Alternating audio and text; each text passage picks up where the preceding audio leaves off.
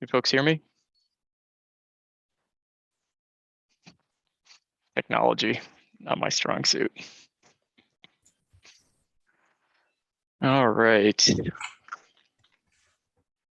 Like we're looking pretty good on attendance. 1, 2, 3, 4, 5, 6, 7, 8. Heather, how are we looking in terms of who we're expecting?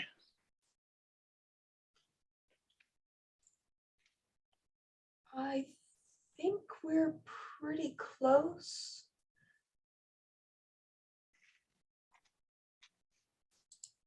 We had just a couple who had stated they couldn't make it.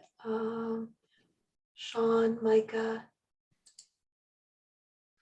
I think we're doing pretty good. Okay, so Sean and Micah are not here. It looks like we have everybody else. All right, well, I think we'll just get started. I'll call the June 7th Missoula Consolidated Planning Board meeting to order. Heather, would you mind doing a roll call, please? Yes. Josh Schrader. Here. Josh is here. Ellie Costello. Present. Ellie is here. Toon Pham. Here. Toon is present. Dave Loomis. Here. Dave is present. Micah Sewell. Micah is absent. Shane Morrissey. Present. Shane is present. Sean McCoy. Sean is absent. Sierra Farmer. Here. Sierra is present. Dory Galels. Here. Dory is present. And Rick Hall. Present. Rick is present. Mr. Chair, we do have a quorum. Perfect, thank you. Do we need to formalize having Sierra fill a active role in the meeting? Let's see. We Since we're missing Micah and Sean, I think that it would probably be appropriate. yeah, generally county would be appointed to fill a county absence and city would be appointed to fill a city absence. I apologize, I don't have all the roles that way right in front of me. But you can promote her to a voting member for the evening. Perfect, let's do that. Okay, noted. Great. Move on to the approval of minutes. I did have a question, Heather.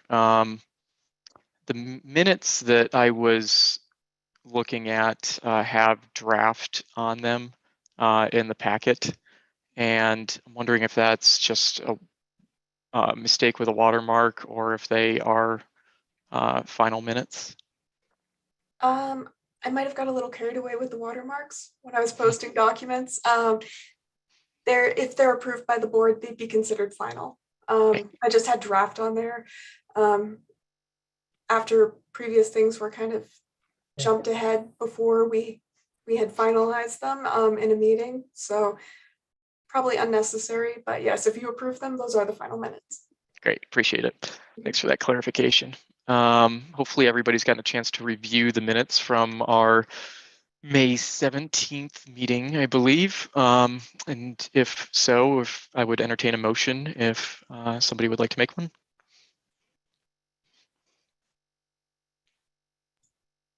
I'll move them. Oh, go ahead, Ellie. I'll move to approve the minutes.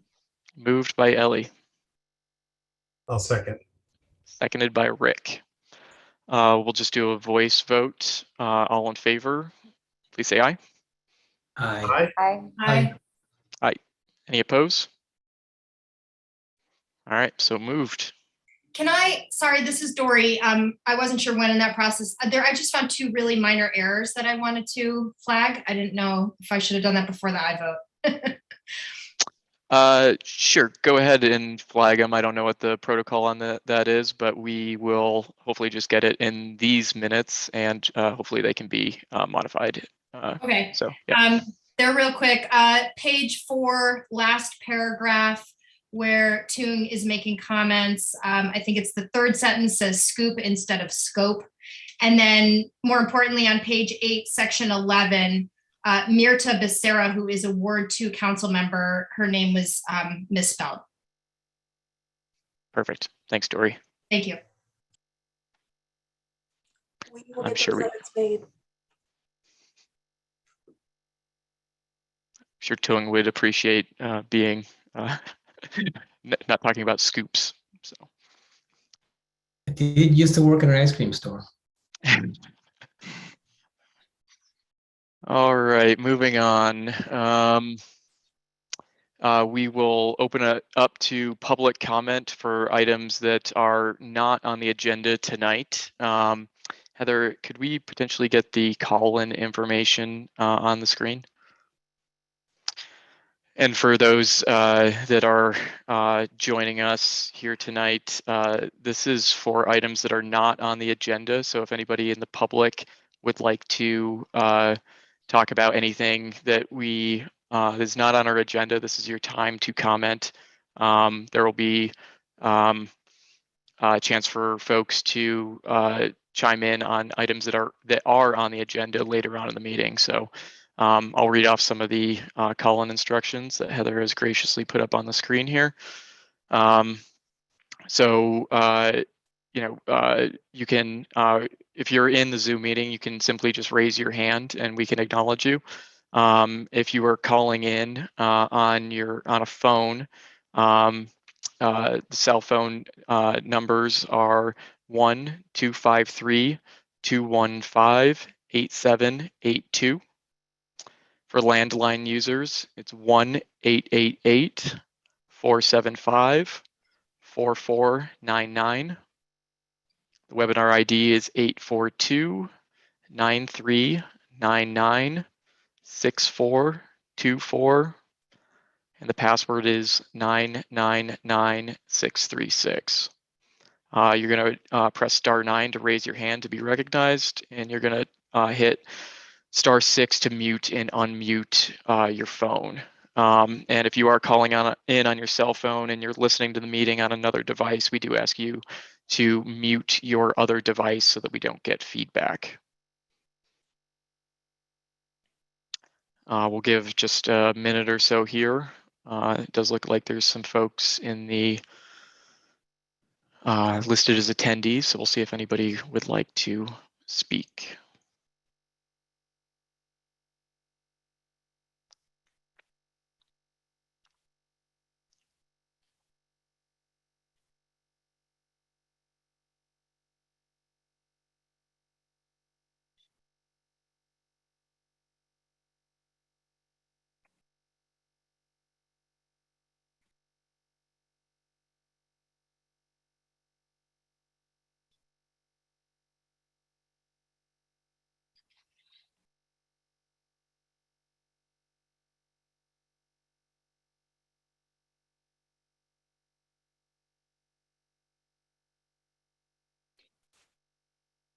Not seeing any hands raised, so I think with that, we will move on to the next item on our agenda.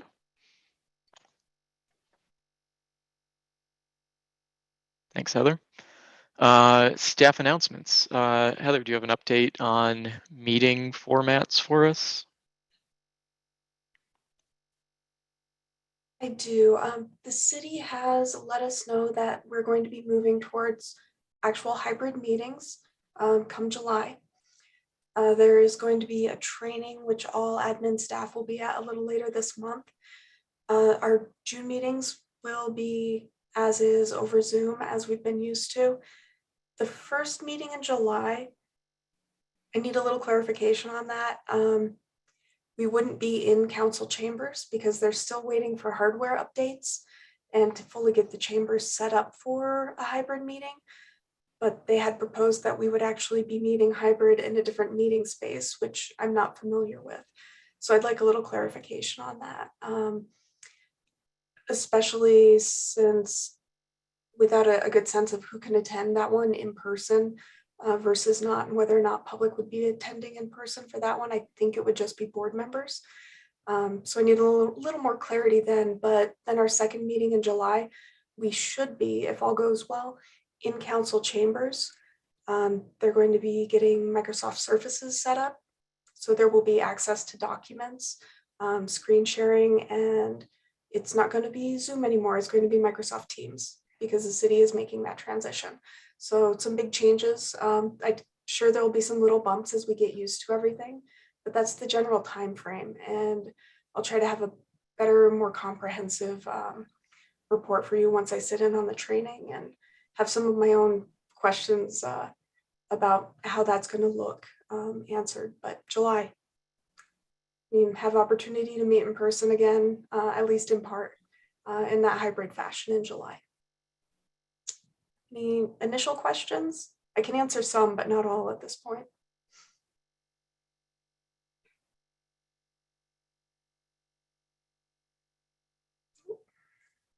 Sounds like no. Sounds like we're all set. Okay, it'll be an adventure. I'm sure it'll work itself out fine. If I can get my headset to work. So we'll move on to public hearings. We have one public hearing tonight presented to us by Tim, Senior Planner at Missoula County. It's a Clearwater Meadows Ranch Major Subdivision. And with that, take it away, Tim. Thanks, Shane. Good evening, members of Planning Board. I am Tim Worley. I'm Senior Planner here at CAPS. Excuse me. And I'm here to present Clearwater Meadows Ranch, which is a proposal by John Richards, represented by IMEG, for 20 lots on just shy of 200 acres near Clearwater Junction. It ends up being about 15 miles south of Steely Lake and 38 miles east of Missoula. And I'll show a map here that shows this approximate location near the eastern county line, actually, of Missoula County. So zooming in a little bit more, this is the 200 or so acres that comprise the subdivision. And just to point out some landmarks, this is the Clearwater River here. This is Highway 200. The Blackfoot River is to the southeast. The actual Clearwater Junction is right here. This is, excuse me, an unzoned location. The proposal for 20 homes on just shy of 200 acres amounts to a density of about 1 home per 10 acres, which is consistent with the Steely Lake Regional Plan. This location is designated very low density residential. And just to give you a feel for what's going on in the neighborhood, this is the parcel here. This is a land use map out of the Steely Lake Regional Plan. And once you move north out of this section, you're looking at recommended densities more in the neighborhood of 1 home per 160 acres for resource protection purposes. And to the south, you're looking at 1 home per 80 acres. So this is definitely one of the denser land use designations in this neck of the woods. The very low density residential land use designation is intended to retain rural character and function as transitional area between increased development and resource protection lands. These lands, these very low density residential lands, such as what we see on this property, have development limitations beyond the availability of community services. They're characterized by things including streams, rivers, and wetlands and other constraints for development. And they have significant resource values and steep slopes that limit development potential. So zooming in a little bit further, here's our roughly 200-acre parcel. Camp Utmost is a church camp to the southwest of this parcel. Blanchard Creek Road is the county road that runs adjacent to the parcel and to the east. And Camp Utmost Way is one of 3 offsite roads that provide access to this location. There's also a road, sort of an informal private road on site. It's known as Vanoy Lane. It serves a handful of homes as well as accessory structures. This is a bird's eye view of the property looking from the east to the west. And Camp Utmost is right here. This is Camp Utmost Way, one of the private roads providing access. This is Blanchard Creek Road here, and Blanchard Creek, which I'll talk about in more detail later. And beyond this to the west are the former Plum Creek industrial timberlands that are now in Nature Conservancy ownership. This property has a significant agricultural history. It was grazed for a significant period of time. It's had really a limited number of residences on the property, and immediately to the east is a gravel extraction operation. Flood irrigation was fairly common on the property, and I think it's continued to a certain extent, although the grazing has not continued to the same extent as before this owner purchased the property. It's the developer's intent to retain the water rights and not distribute them throughout the property for use.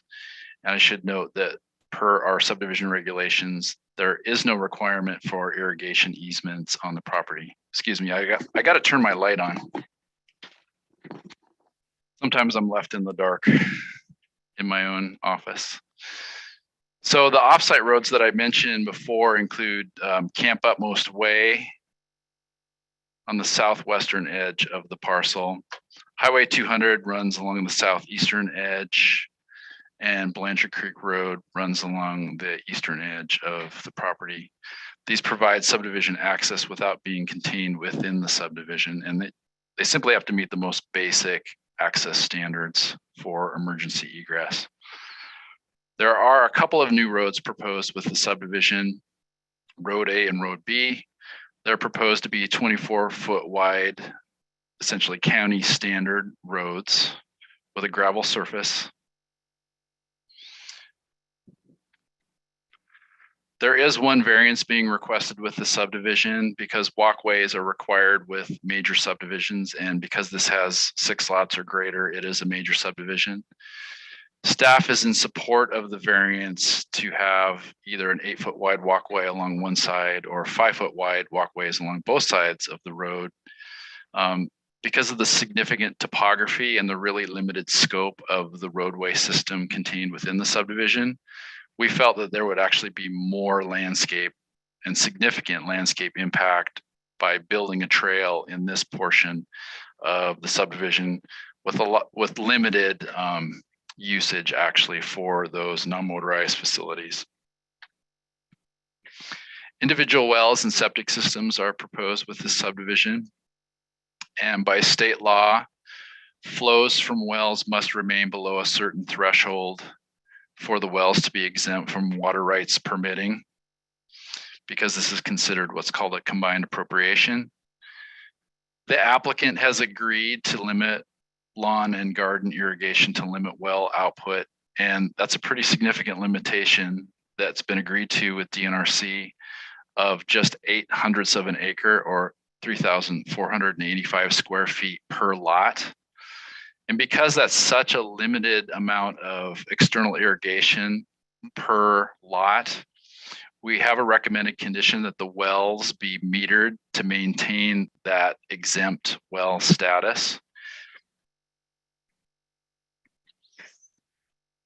This is an area that's wildlife rich. It's a wildlife rich landscape near the Blackfoot Clearwater Wildlife Management Area.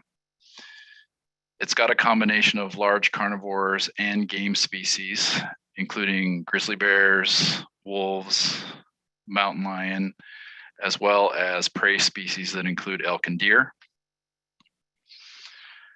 Fish, Wildlife, and Parks has observed that, especially in this area, human attractants can cause trouble for both predator and prey. Clearwater Junction already has had a number of incidents requiring relocation of species, with some individual animals needing to be destroyed. So a consistent theme for Fish, Wildlife, and Parks as they've reviewed development on this parcel over time, they have stated that 20 lots is really the maximum number that would be manageable, considering that there will be wildlife issues on this property. And other mitigations are necessary really for the 20 lots to be viable on this property. And so I'm going to go through what some of those are, starting with bear resistant garbage cans. We are recommending bear resistant garbage. These are cans that remain closed until actually physically dumped by your standard Republic Services truck. Republic Services uses these cans in other communities, including Whitefish. They've been tested at the Grizzly Bear Center down in West Yellowstone, and they work. And that's a great way to reduce attractants. And so that's one of our recommendations, is that they be used exclusively as this subdivision develops out. There's a significant riparian area in the eastern portion of the subdivision related to Blanchard Creek, which flows through the property. And what you can see in blue there is actually a 100-year floodplain of Blanchard Creek as it's been measured by some representatives for the applicant. The Blanchard Creek riparian area is contained within an 8.64 acre common area. Because of past grazing that predated the current landowner, this is really considered a degraded resource, and this is a dewatered reach of Blanchard Creek. Blanchard Creek does run in the spring, and FWP considers it to be one of the better fisheries in the Blackfoot and a fishery with significant enhancement potential. And Five Valleys Audubon has noted that it supports a diversity of bird species on the property. They've done some on-site observations of birds on the property. So because of recommendations that we've heard from resource departments and agencies, we are recommending a restoration and management plan for Blanchard Creek to enhance this area of riparian resource. Again, that's this is Blanchard Creek right here. The blue represents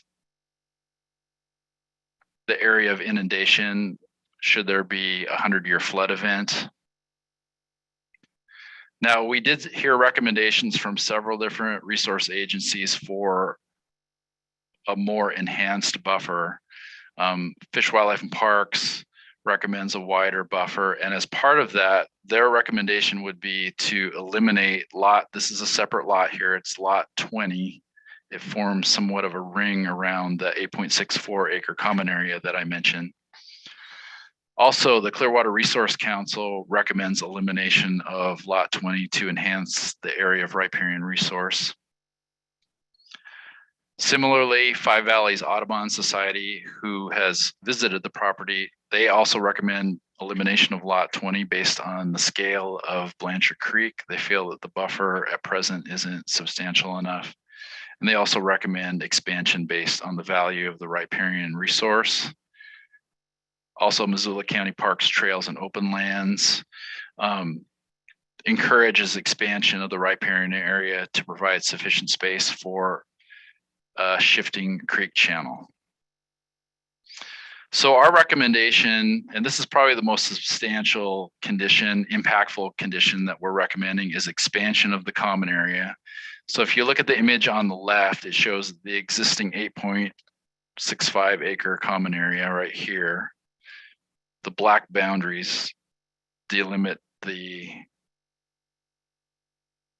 extent of the common area at present. We're recommending basically the boundary of lot 20 be the outer boundaries of the area of riparian resource, where this area would become riparian buffer. So it is a fairly substantial expansion of the riparian resource area. So if you look at it at the scale of the plat, again, the area in green is our recommendation based on what we heard from resource agencies. And in order to recuperate that lost lot, we are recommending or allowing for, as part of our recommendation, that recuperation happen immediately to the west of lot 20 within lot 19, because we do feel that 20 lots are possible on this property if done properly.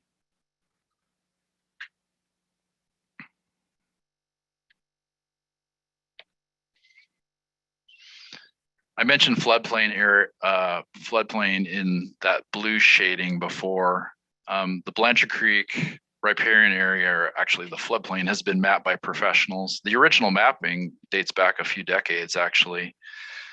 And we are recommending a condition that the flood hazard area be shown on the final plat.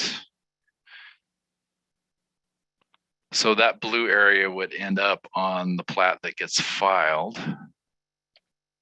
And just to show you what that looks like in the context of our recommendation for an expanded common area that contains both floodplain and riparian area, that area in green, again, is that more expanded version of the common area, containing both an area of riparian resource and the mapped floodplain. Another condition that we are recommending related to wildlife is to make the 25+% slope areas no build zones to allow for wildlife movement. Another fairly consistent theme that we heard from Fish, Wildlife, and Parks is that animals are going to move through this area, and the best way to give them an opportunity to move through is to not have homes in areas of steep slope, so that they can have opportunities for moving not just through this portion of the property, which has significant topography, but onto this expanded common area and riparian area, and then through the property. It's inevitable you're going to see wildlife here, and this will no longer be significant wildlife habitat, at least outside of the riparian area. However, this gives the critters an opportunity to keep on moving and not have some of the human barriers that happen with a fairly dense subdivision landscape. So this is what the subdivision looks like superimposed on an aerial photo showing that blue floodplain again. This does not show our expanded recommended area of riparian resource, but you can get an idea of the areas of steep slope here that could not be built upon. Roads can actually be built through these areas, but we're again recommending that no homes be built within those areas. In conclusion, our recommendation is for approval, and when you're ready, I have some motions. One with regard to recommending approval of the non-motorized variance, and then finally the main motion for approval. Thanks, Tim. Does the developer or representative of the developer want to make a presentation? It looks like we've got Joe Dennert in the attendees with his hand up. Heather, could we promote Joe? Yep, in the process, I'm checking to see if we have any other potentials that we'll need to promote. I think Paul Forsting as well. Yep. Hey, Hey, Joe, do you want Paul promoted as well? I think we're good. I'm the one presenting here this evening. Cool. Do you have a presentation for us? Absolutely, yeah. Give me 1 second. I don't want to. All right.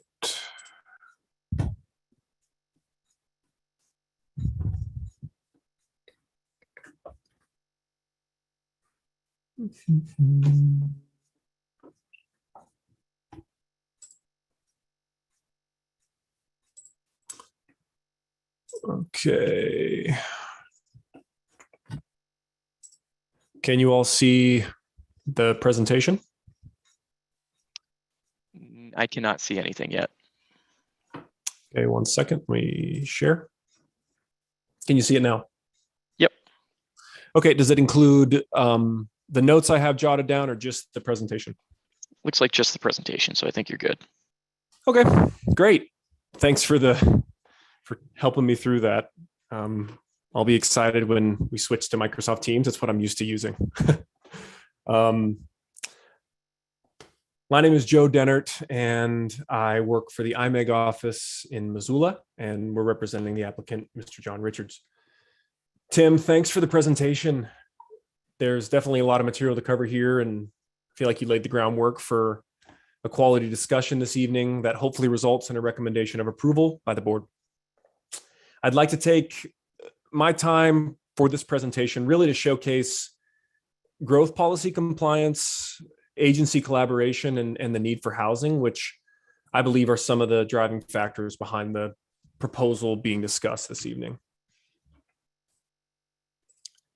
All right, are the screens shifting appropriately? Are we on slide 2?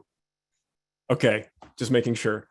So here on this slide, I've outlined the timeline for the 20 lot proposal, as well as 2 dates where the landowner proposed different layouts that inevitably weren't approved by the county commissioners.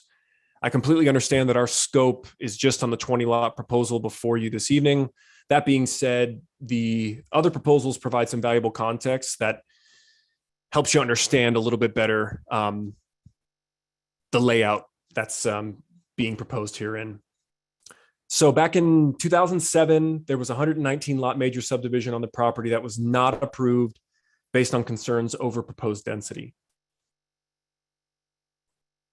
The county allowed Mr. Richards to basically revise his proposal without resubmitting a new application, and he modified that proposal to a 59 lot subdivision.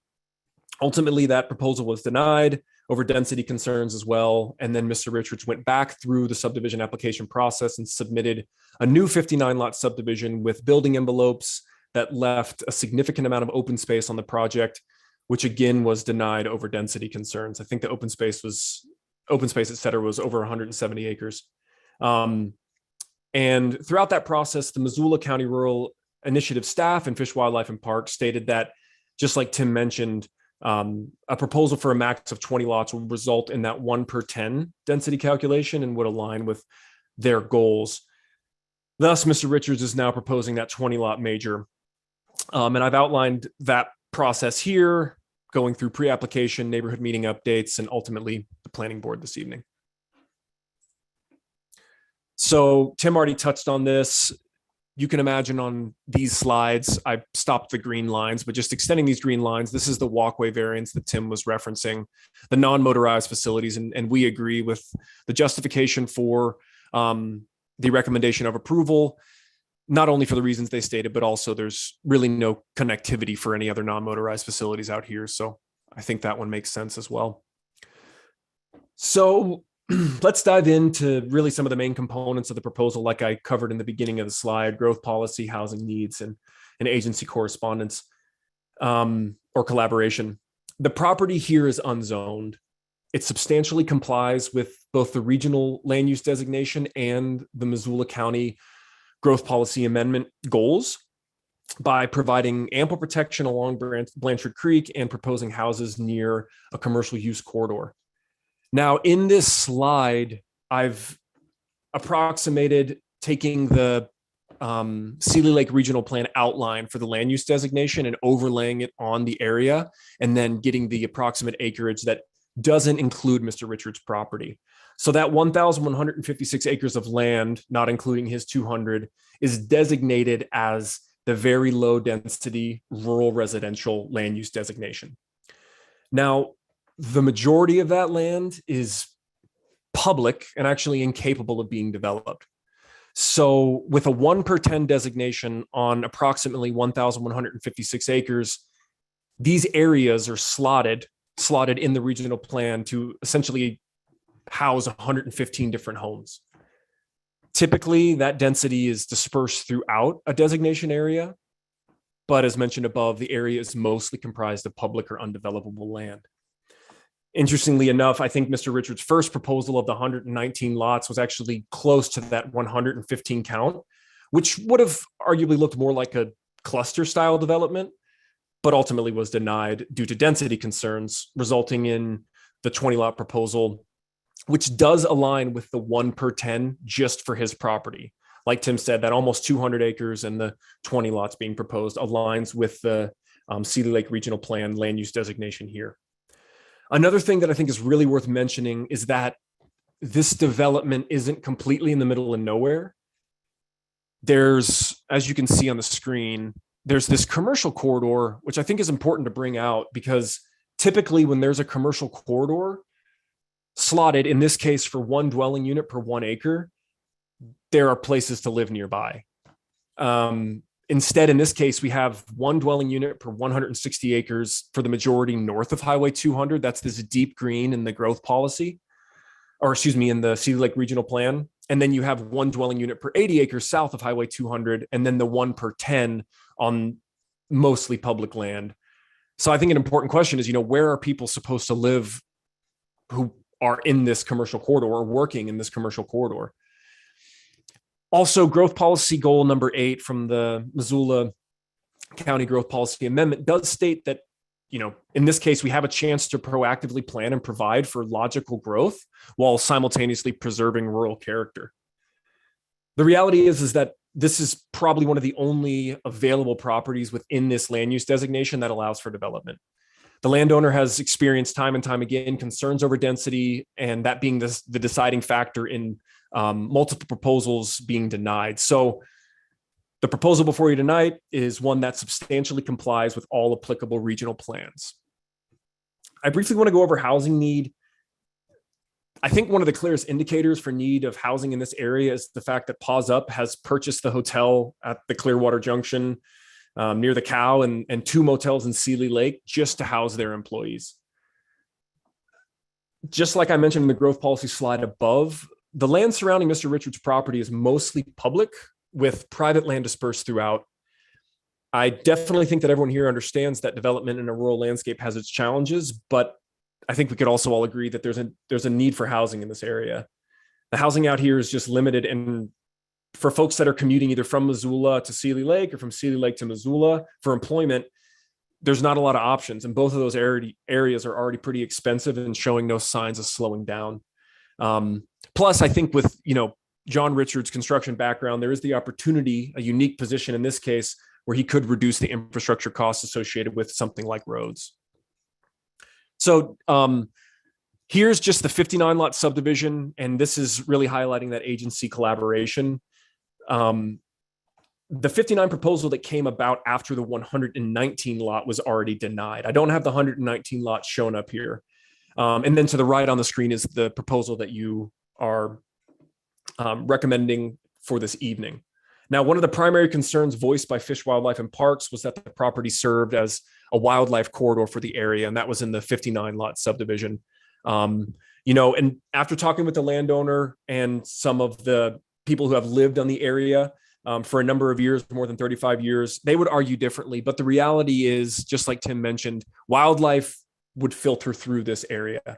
I think that's why they recommended a maximum of 20 lots, and this proposal is adhering to that recommendation.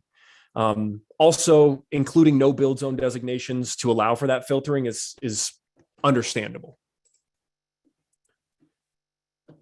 Not only has the landowner complied and tried to implement some of the comments from the last 2 proposals, but also we've been working pretty collaboratively with CAPS and incorporated design changes based on comments from the Clearwater Resource Council and other agencies. One example of this is on the proposed lot 20. And like Tim mentioned, it's a pretty significant condition being proposed. And so I've outlined sort of this process over the next couple of slides to show these changes. So on the left was our original design for lot 20. There wasn't a common area being proposed. And on the right is what ended up being proposed with our governing body review. Now, that original design basically had a completely developable parcel with a buffer around the area of riparian resource. After our submittal to CAPS, we altered that design to include that 8 acres of common area for the proposed development, including the highly conservative floodplain area validated by Newfields last year. Additionally, based on concerns by various agencies regarding the health and preservation of Blanchard Creek, we did extend the western edge of that riparian area all the way to the common area boundaries, which increased the buffer significantly. And I'm going to go over some slides here showing the actual stream. So I think it's important. The reason I have these in here is I think it's important to understand that there's a clear designation between stream banks and the surrounding landscape. This isn't a marshland on either side, indicated by aquatic plants or the yearly inundation of flooding. Blanchard Creek is an ephemeral stream, or it does go dry. It loses and recharges groundwater, like Tim mentioned. And the proposed subdivision does include a substantial riparian buffer in addition to the common area of over 8 acres to ensure this natural resource will be protected. When Mr. Richards bought the property, Blanchard Creek had stream banks lined with hummocking, intense erosion, and minimal natural shade due to consistent access from livestock for grazing and watering. Since purchasing the property, however, Mr. Richards has let the creek return to its natural state. There have been existing residences along the western edge of Blanchard Creek since the property was purchased, and there hasn't been any flood hazards associated with the creek or existing structures, nor having the existing structures contributing to the degradation of the stream. These two slides show facing northeast. So wonder if we can go back here. These facing west-southwest on the development would be facing basically back towards the inside or west towards Missoula. And this lot right here is one of the residences that exists, and you'll see it on the end of my presentation. It's just worth mentioning that the Blanchard Creek flows right here, and there's a high embankment that's kind of hard to pick up when looking at contour lines. And these show the stream facing northeast. That's actually one of the roads, which can be seen better in the next slide. Here you can see it a little bit better. So in this picture to the left, that's one of the raised areas where there's a road going through. And on the right, the people there act as a good scale. It's walking through the area that had traditionally been used for grazing, but since Mr. Richards purchased the property, has just been left to recoup back to its natural state as they're walking down to the stream banks. And it's hard to see that topography just when looking at the contour line. So I thought that those were valuable images, at least so that you all could see. Now, the common area that's proposed in our development, and I'm going to show it a close-up on it on the next slide, it completely encapsulates a 2000 CFS or a flood event that the regression model was validated by Newfields in our current proposal from a previous proposal on his 59-lot subdivision. The 100-year flow for Blanchard Creek in both of those studies was actually capped at about 593 cubic feet per second, which the Montana Department of Transportation validated in their own study. The 2000 estimate then was originally just used to show that the value far exceeded what could be a naturally occurring event, and there still wasn't encroachment on the existing structures or the proposed 59 lots for the subdivision at the time. So the next two slides really zoom in on this common area, just so everyone is on the same page. This is the proposal without the recommended condition of approval that encapsulates or expands the common area to all of lot 20. The proposed common area does encapsulate that very conservative 2000 CFS flood event with 8.5 acres of common area, including the riparian area with buffers of varying width from 26 feet to 100 feet from the common area boundary. And this, we believe leaves Blanchard Creek in its current healthy state, being undisturbed and being maintained by John Richards for the past 15 years.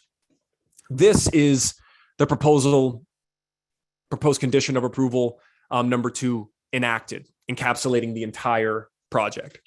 So I think it's clear that the developer has worked to implement the feedback offered on his proposal since 2006 and has actually done a pretty good job of rehabilitating Blanchard Creek and removing all of the developable land currently included in lot 20.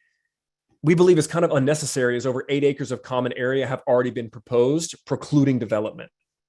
The existence of homes along the creek without any flooding or damage to the stream in its natural state are proof enough that development should not be completely impeded, especially when significant protective measures are already being proposed. I think that condition number 2, it just seems a bit extreme, especially because lot 20 is the highest value lot on the property. Not to mention the fact that residences have existed on that section west of Blanchard Creek for over 25 years. It just seems a bit excessive to include it all into a common area. In closing, this is the last photo of the presentation. It just shows where those residences are located along Blanchard Creek. This would be the proposed lot 20 if our proposal is approved. And they've been there, like I said, for over 25 years. We do believe that the developer or the landowner, Mr. Richards, has shown flexibility in his design and incorporated comments from agencies over the past decade, as well as the most current round of agency comments. So that being said, the 3 items that we are seeking a recommendation of approval on are recommendation of approval for the variance request, recommendation of approval to strike the condition of approval number 2 from the staff report, and recommendation of approval of the subdivision. With that, I will stop sharing and turn it over. Thanks, Joe. Are there any other presentations tonight from your side of the world, Joe? Or No, I don't believe we have any other presentations lined up on our end. So great. And Heather, does that jive with what you know, that there are no other presentations? To the best of my knowledge, yes. Great, thank you.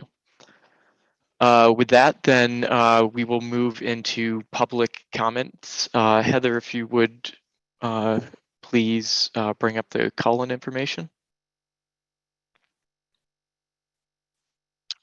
So I'm going to open up the public comment period. So if anybody would like to make a public comment, we're going to ask that you keep your comments to 3 minutes. At the beginning of your comment, we would like you to state your name, your full name for the record, and then make your comment. And if we start running long, I'll do my best to lightly nudge you and say that you're past time, and we'll go on from there. So call-in information is on the screen. If you're attending in the Zoom webinar, you can simply raise your hand to be recognized. If you're calling in from your phone, then the call-in numbers are, if you're using a cell phone, it's 1-253-215-8782. Landline users are going to call 1-888-475-4499. The webinar ID is 842-9399-6424. And the password is 999636. You're going to press *9 to raise your hand and *6 to mute. And again, just reiterating that if you are watching on another device, we ask that you turn off that device or at least turn down the volume so that we don't get feedback if you're calling in on your phone and are playing the webinar on YouTube or something like that. There's a little delay. So with that, I'm going to go quiet here for a minute. And if anybody would like to make a comment, please raise your hand.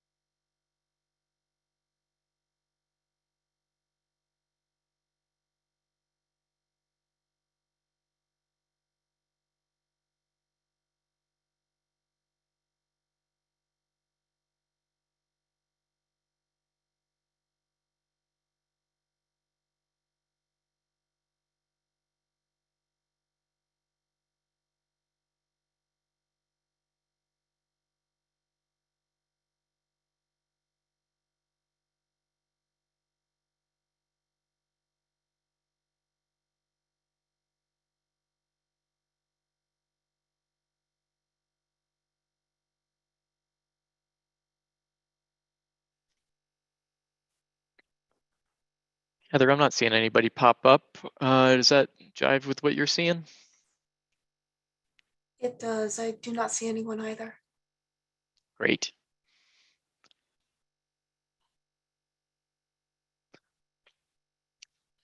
Okay, with that, we will close the public comment period. Thanks for putting that up, Heather. And we will go into questions from planning board members. Anybody has any questions, please raise your hand and try to get to you in the order that I saw you. Rick, go ahead. Hi, I'm the newcomer here, so this may be a dumb question, but I'm going to ask it anyway. So we have an application before us that is a request to not include any conditions. Are we required to consider that application as it stands without conditions separately from considering it with conditions as recommended by planning? Or can we require conditions, I guess is the other question. I believe it's a subdivision, so we can condition it, and so we have the option when the motion is made to include it as recommended by Tim, or we can recommend that we approve it with a modification, I believe. Thank you.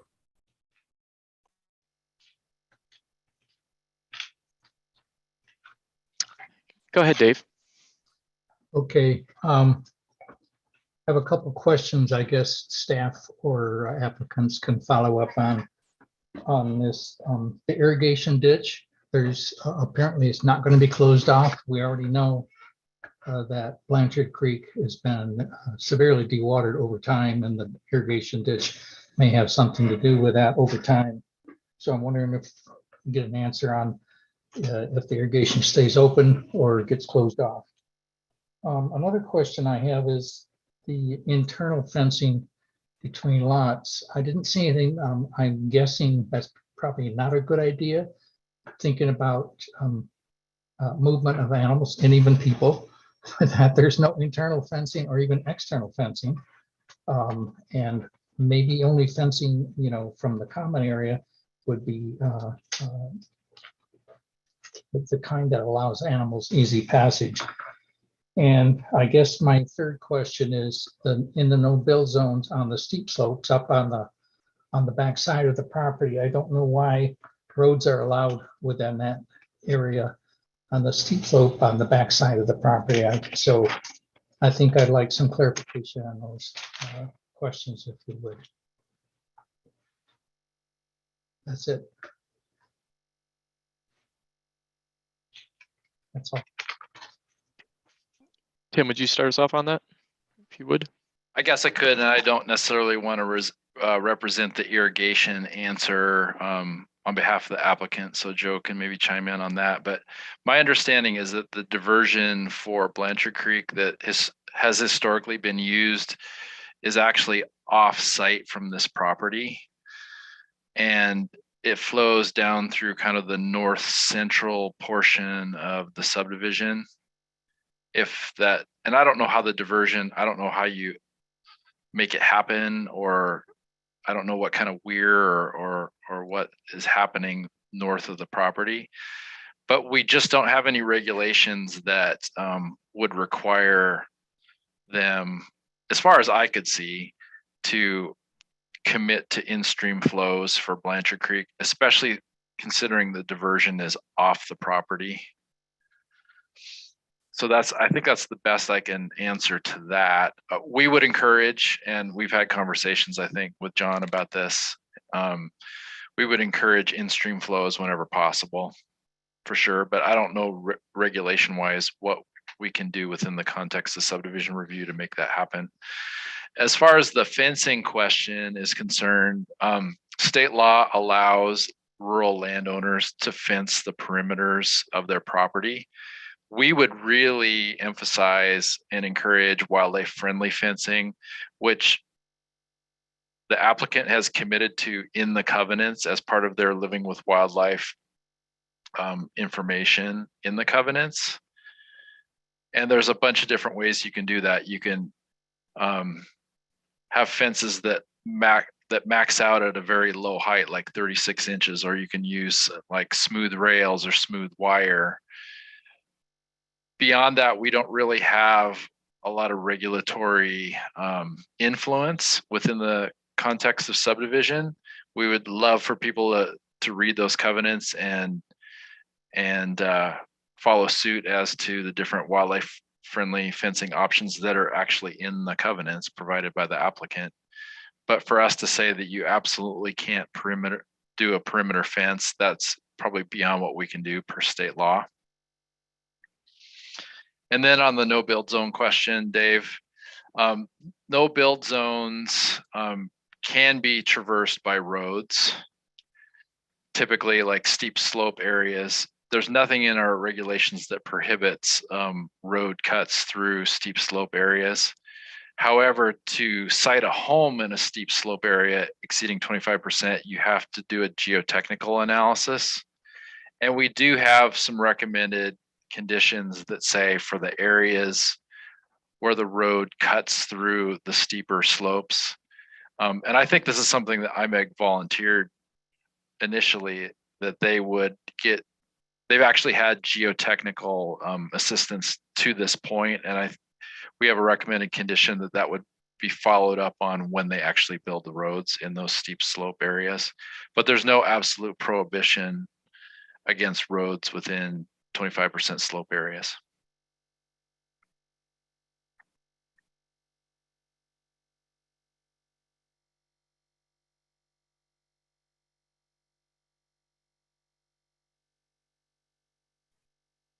Anybody else have questions?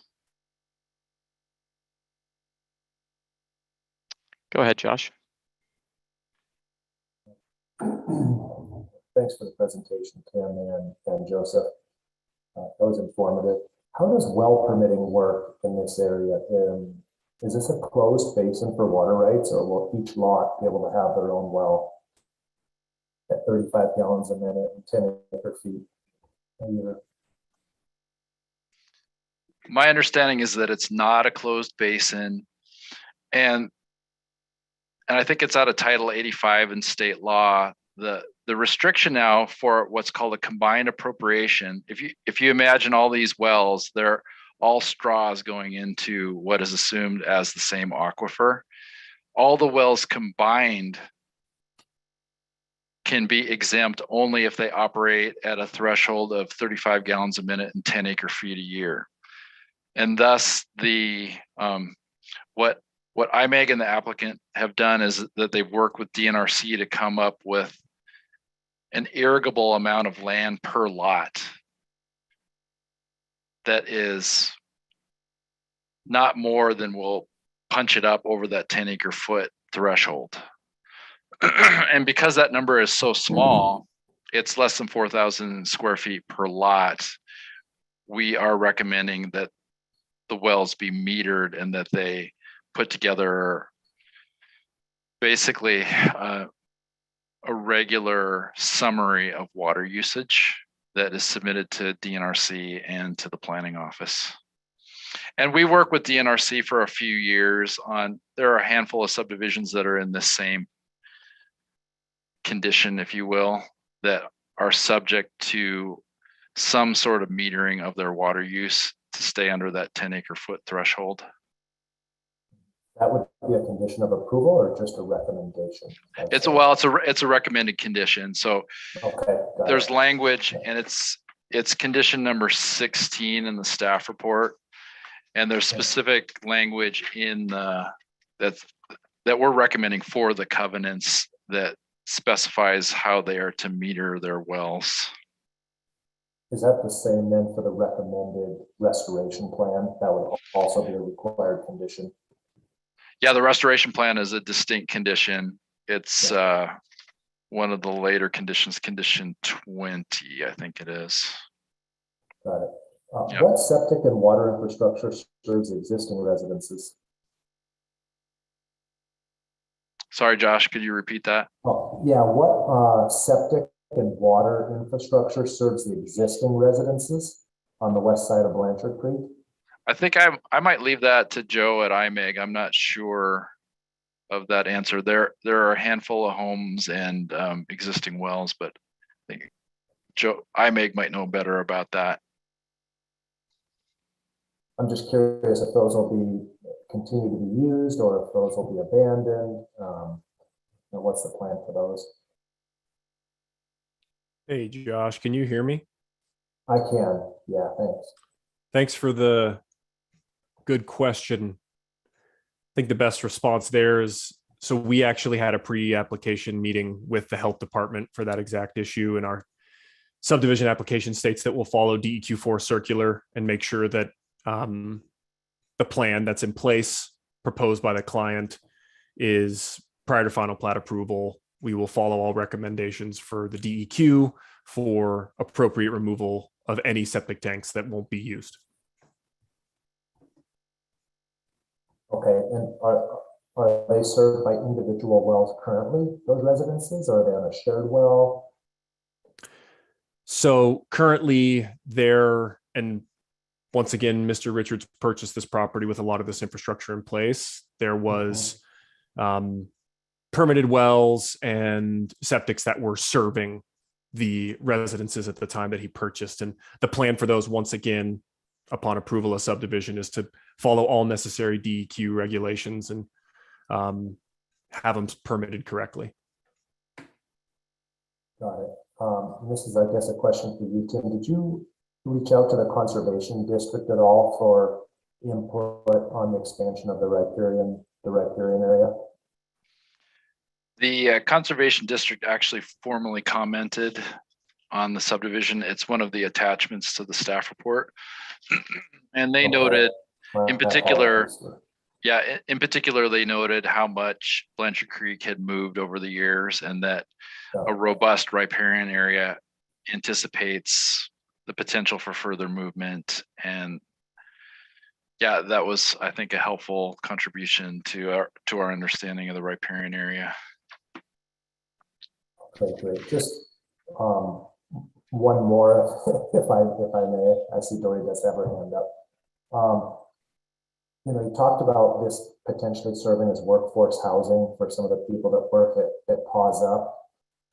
I mean, I'd like to think that would be the case, but an average lot size of 10 acres, I think a conservative value at $35,000 an acre, that's pretty pricey land. I mean, they're probably, all land over $1 million properties, I would suspect. So is that the market you think that the landowner is targeting, or, and just curiosity, didn't have any bearing, I don't think, on the approval or anything, but I'm just curious.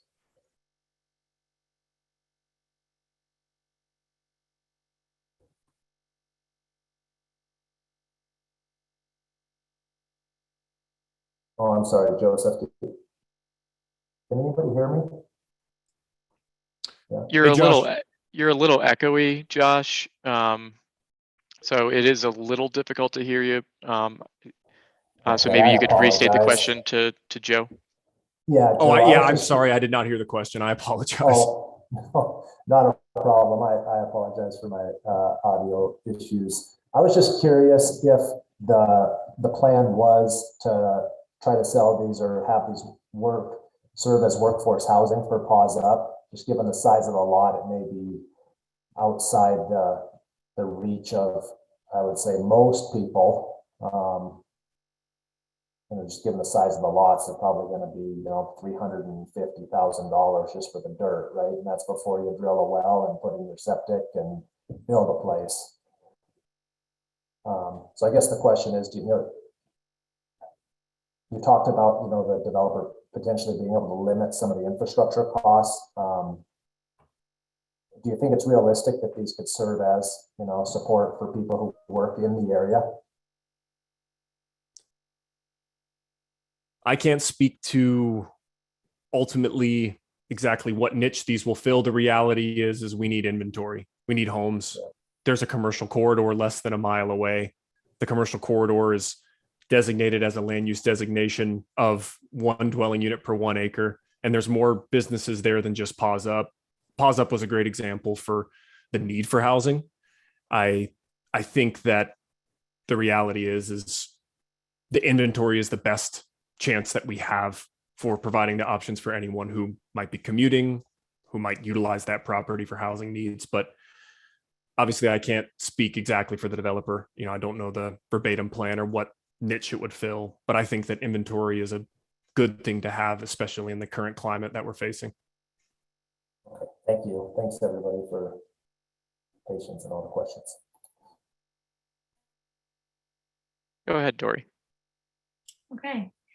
Well, thanks. I appreciate the presentation and all the materials we got, and also the evolution of this project over time. And I also particularly appreciate the work that the county has done with some of the conditions on this project. I have a few questions. I'll try to keep them brief.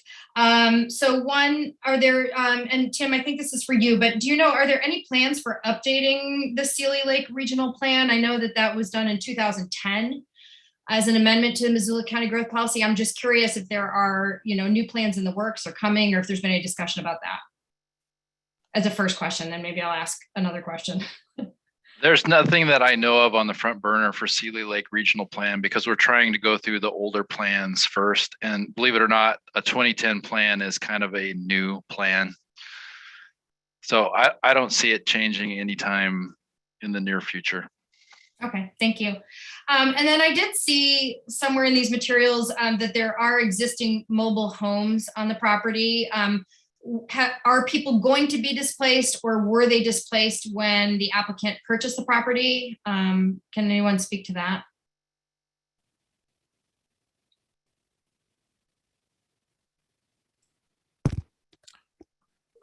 Yes. So the county, this has context. So yes, the criteria for the review of the proposal is not this proposal, but in the past, the county has been trying to displace these residences on the property to get through a proposal.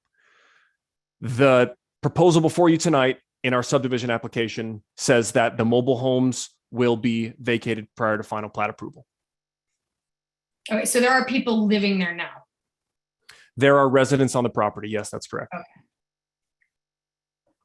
Has there been any discussion of anything the owner, I guess the applicant, might do other than just having them leave? Regarding specific comments for the agency comment period, or hypotheticals for what we plan if the subdivision is approved? Yeah. Can you clarify? Yeah, I guess if the subdivision's approved and you move forward with this, obviously they have, perhaps there are legal requirements in terms of notice and things like that for them to leave, to have to move. I understand what you're saying. I'm not aware of a plan at this point. I apologize. Okay. And then I had a couple other questions. I did see in here, one of the conditions of approval was a recommendation for native landscaping. And I also saw in here somewhere that there was recommendation, I don't believe it's a condition of approval, but for the developer to consider energy efficiency.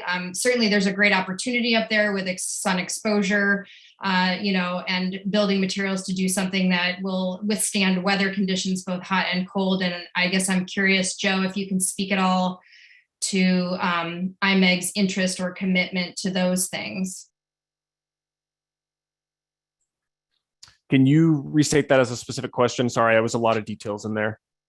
Yeah, I'm curious. So we've had IMEG before us. This, I think, is the third or fourth time in the short time I've been on the board. So I know you're involved in a lot of developments in Missoula and obviously up in this area. In this particular proposal, I did see that there were comments, I believe, from agencies regarding an encouragement to consider energy efficiency construction of these homes, as well as I think there in the conditions of approval, there's going to be a recommendation to homeowners to use native landscaping so as to use less water, to consume less water.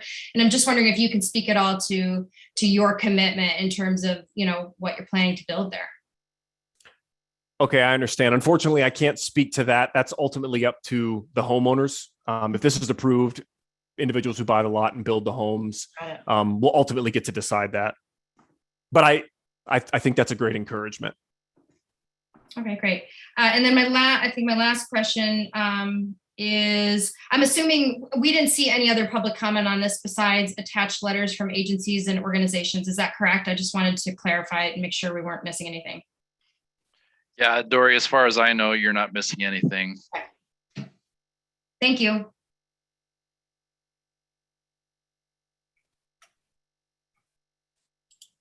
Thanks, Dory. Let's go to Sierra next, and then Ellie. Yeah, I'm wondering, I think, Tim, maybe you can answer this. I'm just curious about the easement that they still need on the Camp Utmost Way.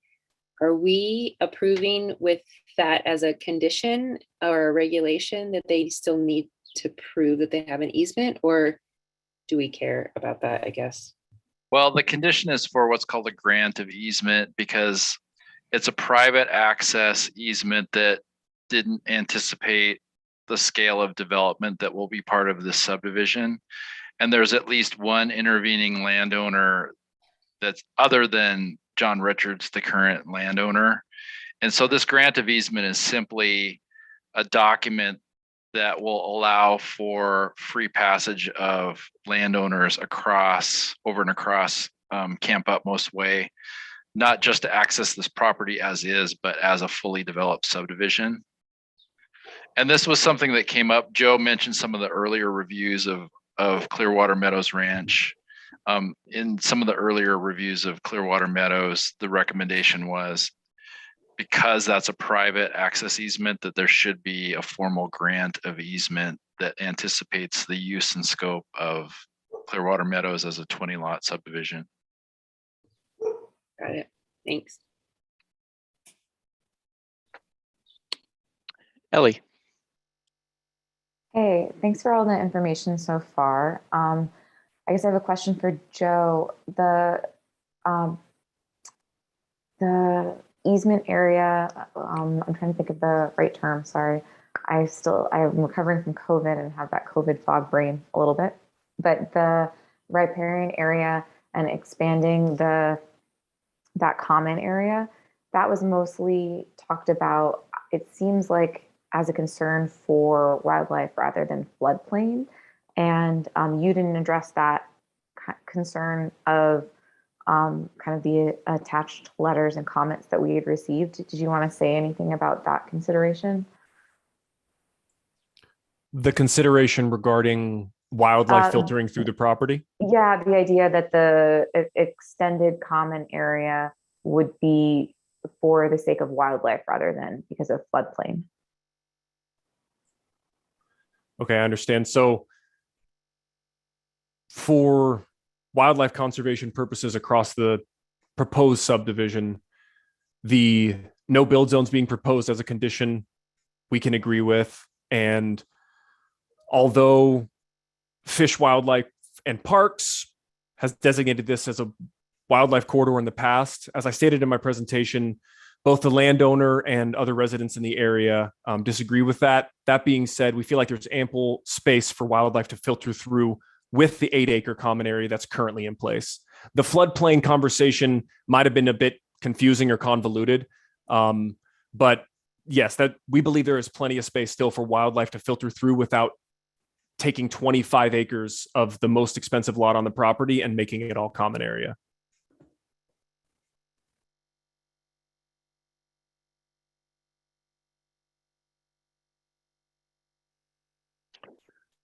Other questions from planning board members?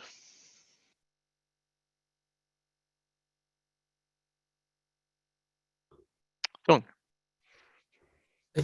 Yeah, so obviously that's probably the biggest point of contention here is the expansion of the common area. I don't know, Joe, if it is approved with that condition of approval, will that cause undue hardship or prevent this development from moving forward?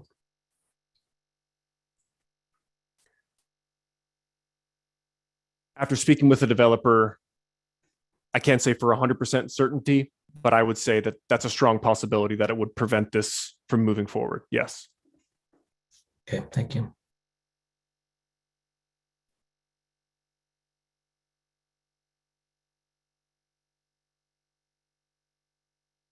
Go ahead, Rick. Tim, my understanding is one of the reasons for the expansion of that buffer is the conservation districts pointing out that historically the creek will change, and it's allowing for that, not just wildlife. Is that correct?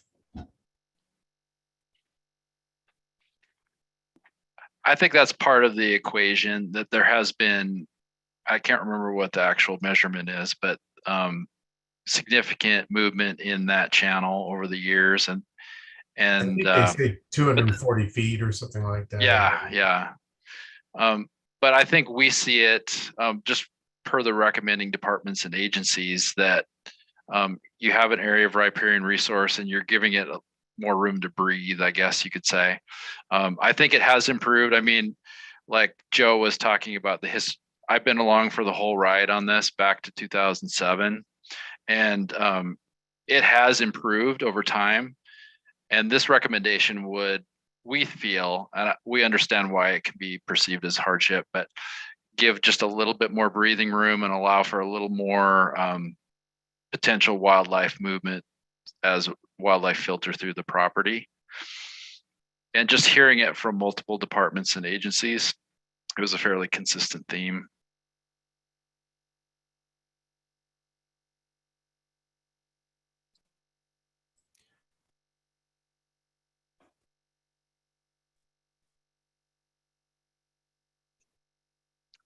Are there any other? Go ahead, Rick. Rick, you're muted. It looks like Josh has a question, but I was prepared to make a motion if there weren't questions. Go ahead, Josh, then. Go ahead, Rick. Yeah, mine's more of a comment than a question, so I can wait.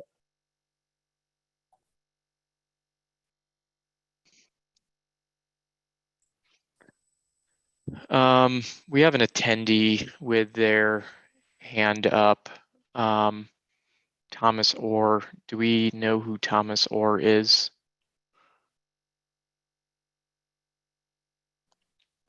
Shane, I would guess that Thomas Orr is an attorney. Okay. Are they related to, they a member of the public then? Just trying to gauge whether or not this is a public comment or something that somebody from the development team wants to say.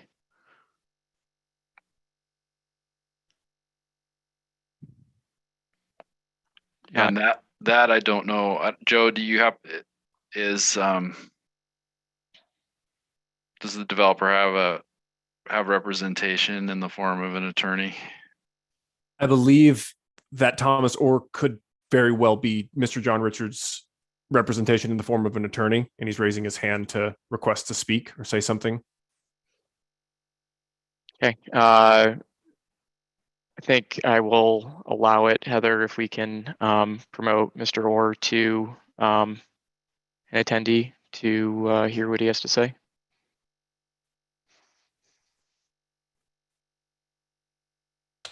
I've allowed him to speak. Thanks. Hey, Thomas. Could you say your full name just so we have it for the record? And Sure.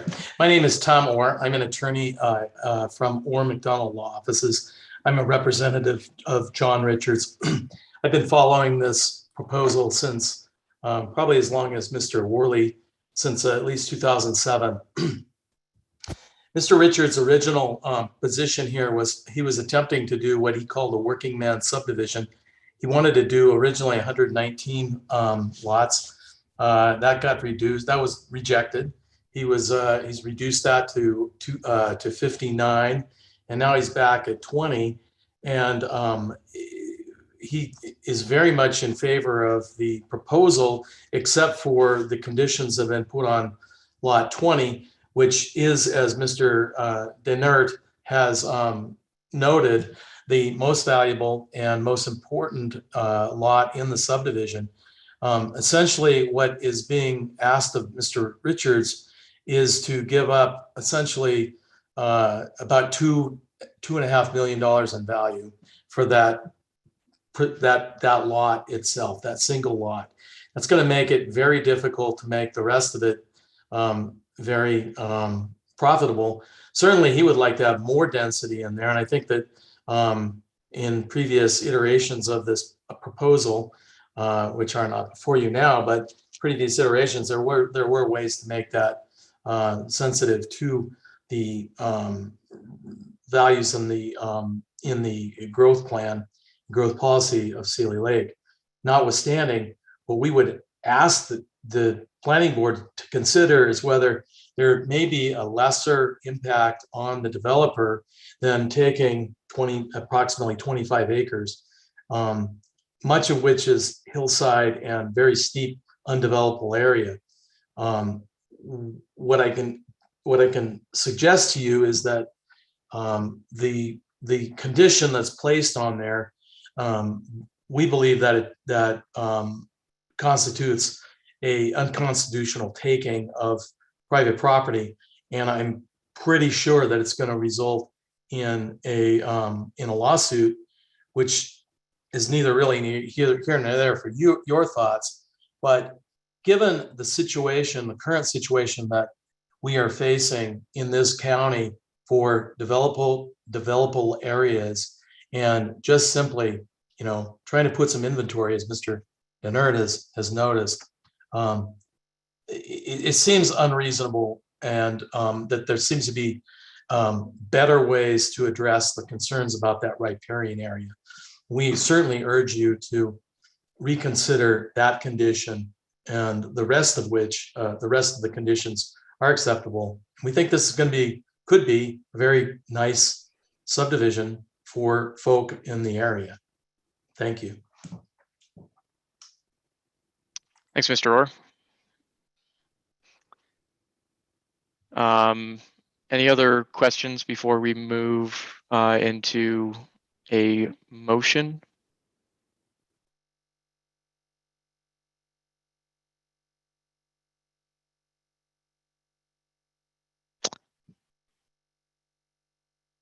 Not seeing anyone, so I will entertain a motion from somebody.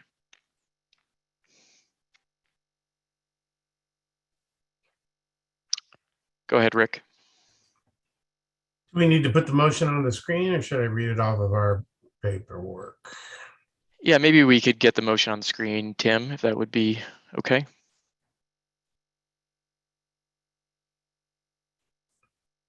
Okay, I'm going to move that we recommend approval of the request to vary from Missoula County Subdivision Regulations, Section 3.4.9.2.B.1, requiring non-motorized facilities along subdivision roads, and I recommend approval of Clearwater's Meadow Ranch subdivision based on the findings of fact in the staff report and subject to the recommended conditions of approval. And that would include the increase to the riparian boundary, the deletion of lot 20, the prohibition of 25% slopes. So I believe that, correct me if I'm wrong. I think that's spot on. Tim, I guess maybe just a question. Do we need to vote on these one by one, or can we lump the two motions together? This is simple enough. You could lump if you wanted, if there's somebody that has a certain conviction. Obviously, you have opportunity to have discussion now that you made the motion. If there's somebody that feels differently about the variance, this would be the opportunity to speak on that. But if you're essentially headed in one direction, you could lump those two together. Okay. I guess let's just leave it as it's been presented in the motion, and we'll have discussion. Anybody have anything that they would like to say? Go ahead, Dave. Well, I want to tell staff I appreciate the thorough work and also the work with other agencies in this issue. Yeah, I'm familiar with this property. I'm familiar with it also since 96. And Blanchard Creek, yes, has been dewatered. The question, I guess my comment is I think this is entirely supportable recommendation from the staff and a good job. And I'm not aware that state law says we have to weigh the impact on developer in our decision. I don't believe that's in the state law. So I wholeheartedly support the staff recommendation. I think they're spot on. Thank you.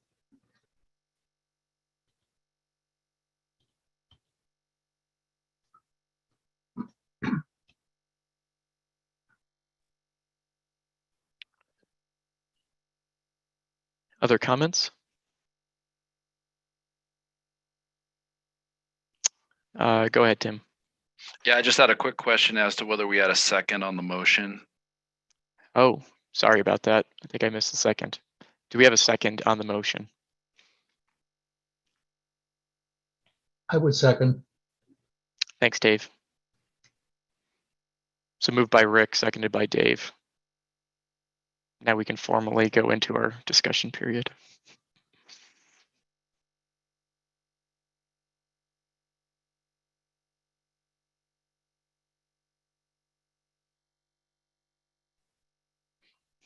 Go ahead, Rick. Well, I think you probably understand by my motion where I stand, but I think, I put the motion on the floor because the alternative for the developer is that we reject this motion and make a motion to approve it as unaltered, I guess. But I think really the alternative is either they accept what we propose or come back to the table. I think there's been enough comments from enough different organizations that seem to be very consistent with the need for the increase in size of the riparian buffer. So I think the staff again did a great job on it. I think I understand where the developer's coming from. They penciled it out at a certain return, but depending on once you get into this process, as a developer, you can't always expect that to be the final result. So whether we'll stand up in court or not, who knows? But we're only making a recommendation to the county commissioners, and they're the ones that get voted in. So that's my piece. Thank you. Thanks, Rick. Go ahead, Josh.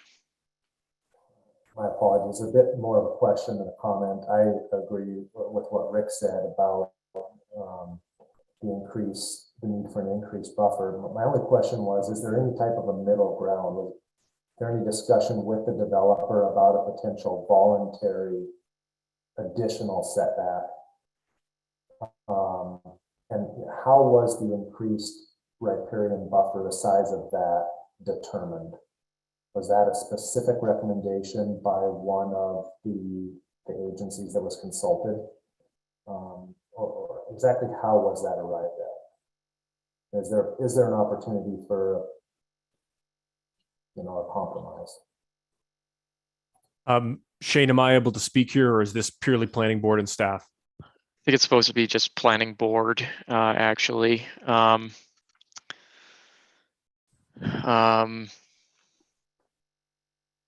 Maybe I'll ask Tim if he can answer it, and if we don't get a satisfactory answer, then I'll go to you, Joe, if that's okay. That's completely fine. That's why I asked. Thank you. We did not discuss our specific recommendation or any sort of middle ground with IMEG or the developer. I went largely with what we heard from Fish, Wildlife and Parks, from Five Valleys Audubon, and Clearwater Resource Council as to what they felt was an appropriate buffer width. And it was a pretty consistent theme between those three, and also county parks, trails, and open lands. And I felt that I think we could maybe have a conversation about some sort of middle ground.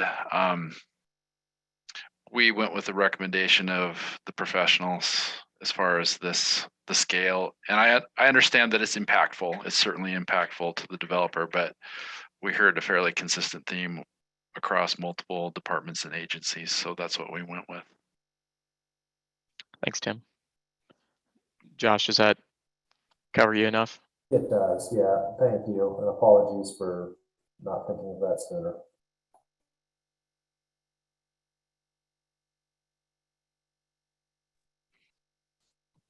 Anybody else have any comments before we vote?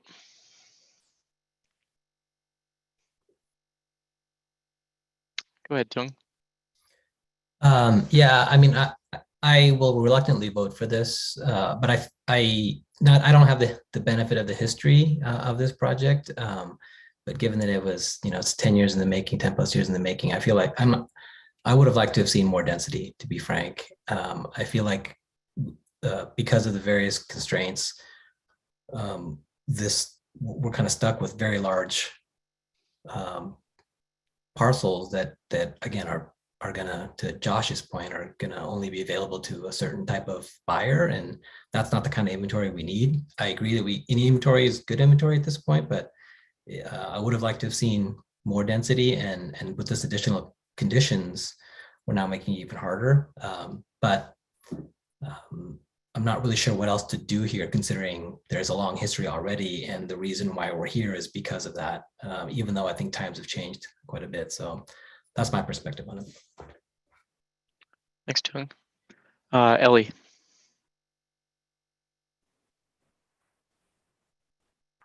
Well, like Josh, I'm kind of left with a question of that middle ground space where,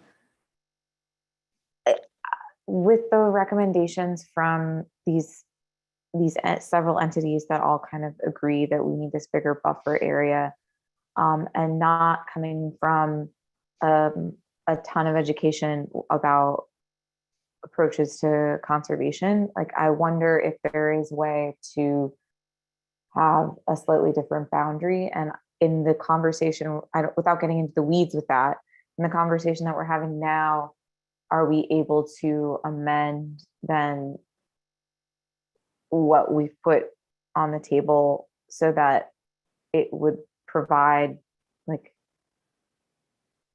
further conversation on, like, a further conversation on what that boundary line is allowable? Or is it just all or nothing right now with like what we have before us from staff? Did you follow that? Yeah, I think I followed it. I think that we, and somebody can correct me if I'm wrong here. I think that we need to vote on the motion that's presented in front of us. And I don't believe that, I think that you could propose an amendment to the motion that we would vote on if you wanted to do that. I think would be the formal process. Tim, do you want to weigh in on that? I think you would have to do a friendly amendment. So the original mover would have to be in support of the amendment. It wouldn't be something that we would vote on the amendment first and then vote on the overall motion. No, I think it would be like Ellie, if she knew exactly what she was thinking about for the compromise. I'm just throwing this out here, but she could say, I'd like to make a friendly amendment, but I think it was Rick who made the original motion. Rick would have to, this is my understanding of Robert's rules, Rick would have to be okay with that amendment as the original mover. Okay. Does that give you enough, Ellie, to ponder? Go ahead, Dave. Thank you. So I strongly recommend that we vote on the motion as presented to us. We're recommending it's up to the developer to go to the decision-making body if they have a compromise based on new facts that we're not presented with here. That's the hearing to have that discussion about if they want an amended boundary based upon additional facts. It's not in front of us. We should just move ahead. I totally agree. Does anybody else have any? Go ahead, Ellie. Just wanted to say thanks. That was very clarifying. Any other comments before we vote? I guess maybe I'll just say my piece. I'm going to vote for this, and I think the staff did a fantastic job with it. And thanks, Dave, for helping us through that last little piece. I totally agree that if they want to present additional findings of fact to the county commissioners, then they'll have the opportunity to do that in the next hearing. So I plan to vote for this as presented and as moved. So with that, Heather, could we do a roll call vote, please?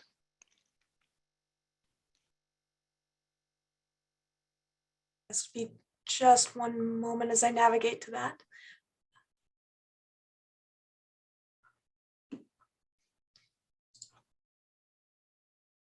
Okay, Josh Schrader, Yes. Ellie Costello, Yes. Toon Pham, Yes. Dave Loomis, Yes.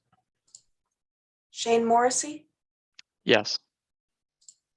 Dory Galels, Yes. and Rick Hall. Yes. The motion passes unanimously. I don't think we got Sierra in there. You miss Sierra. I apologize. You are not showing up in my vote roll call, and it's the first time I got to see you on screen as well. So, Sierra Farmer, Yes, thank Thank you, you. and apologies. that's okay. Unanimous. All right. Thanks, everybody. Thanks, Joe and Tim, for presenting. And we'll move on to our next agenda item. I Hey, can- Shane. Thank you, everyone. Have a good evening.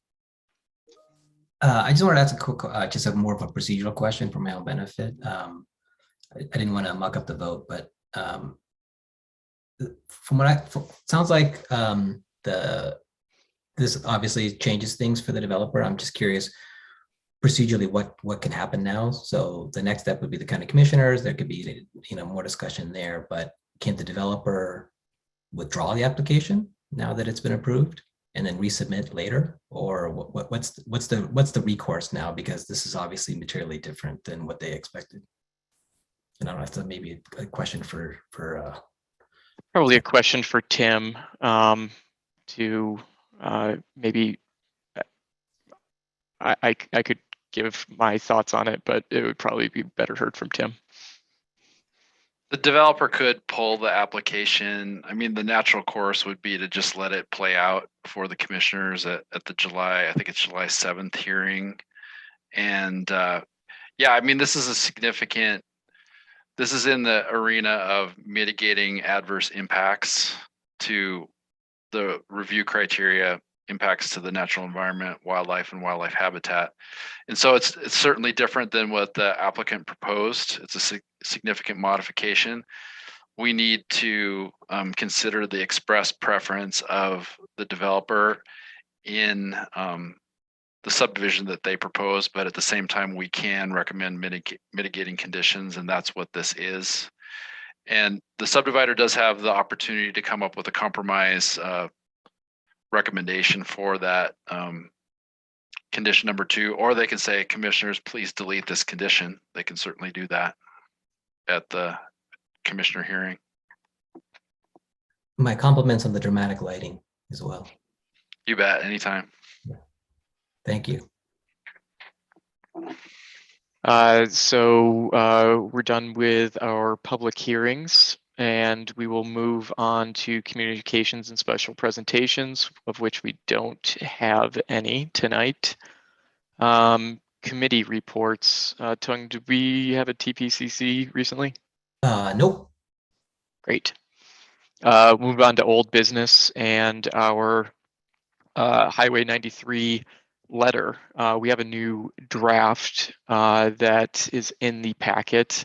Hopefully everybody got a chance to glance at that. It's the last 2 pages, I believe. Josh, do you want to give any background on what you added here? I mean, I think what you added was essentially background, but do you want to say anything else about that? Yeah, I think, it's just an effort to incorporate the feedback from the last meeting, from various members to include, background on how we got here, why are we even talking about this, and to be maybe a little bit more specific to what we're asking from the county commissioners. And so those, really the 2 objectives with the modifications, background, and be a little bit more concise and clear in what we're asking from the commissioners. To support our effort in the request for more information from the Montana Department of Transportation.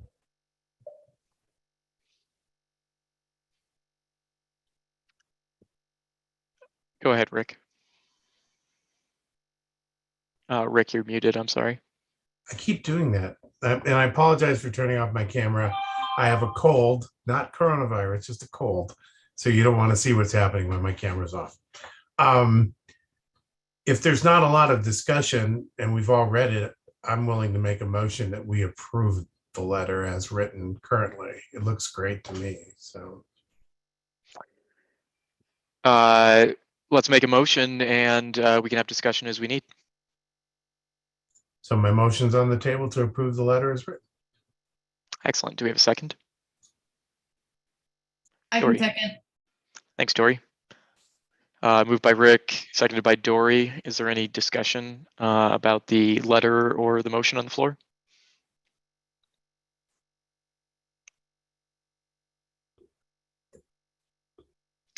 Dylan. I just want to compliment and applaud Josh's tenacity on this and keeping it front of mind and working on it. So I appreciate his efforts on this. Thank you. It's important to me, and I know it's important to a lot of the people who live down this way. And I encourage you guys, if you get a chance to, drive down here on a weekday afternoon or morning. It's a nice drive, but it is it's treacherous in many ways at the same time. So I appreciate everybody's supporting this, and I think it is, it's important that both the county commissioners as well as the Department of Transportation know that there are people who are looking at it. Thank you. I'm not hearing any dissents yet, and I'm seeing a lot of nodding heads, so maybe we will just do a voice vote for this one. All in favor of approving the motion on the floor to approve the letter as written, please say aye. Aye. Aye. All oppose? Motion carries. Excellent. Nice work, Josh. That's great. Thanks, everyone. New business and referrals. I don't believe that we have any, which brings us to comments from planning board members. Dory. Hi, I just want to mention that our fellow board member, Ellie Costello, was featured in the Missoulian on May 24th and recognized as, is it one of 20 under 40 or 10 under 40? I can't remember. Okay, well, anyway, I just wanted to note that for folks, and congratulations to you, Ellie, and thanks for all the work you do here.